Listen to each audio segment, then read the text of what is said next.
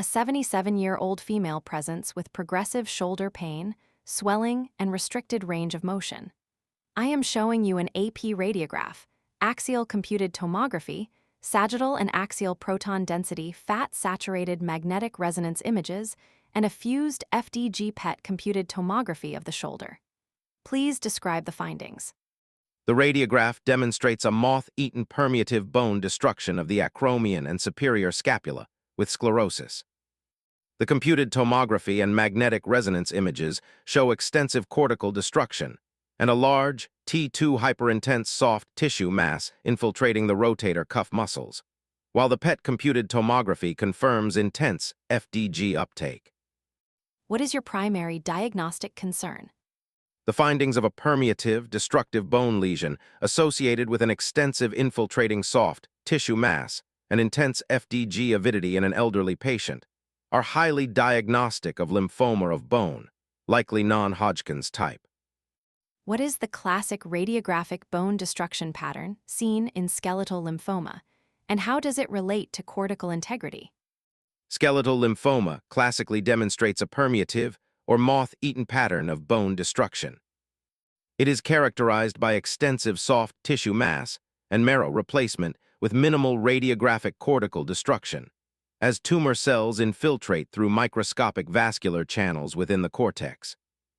How does the skeletal distribution differ between primary lymphoma of bone and secondary systemic lymphoma?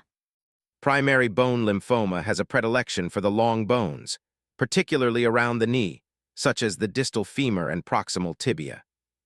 Secondary systemic lymphoma of bone is more common and typically involves the axial skeleton, pelvis, and scapula. What is the role of FDG PET computed tomography in the evaluation of skeletal lymphoma, and what is a typical standard uptake value?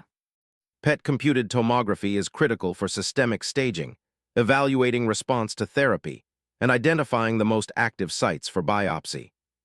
Skeletal lymphoma is typically highly hypermetabolic, showing an SUV well above normal bone and muscle, as seen in this case.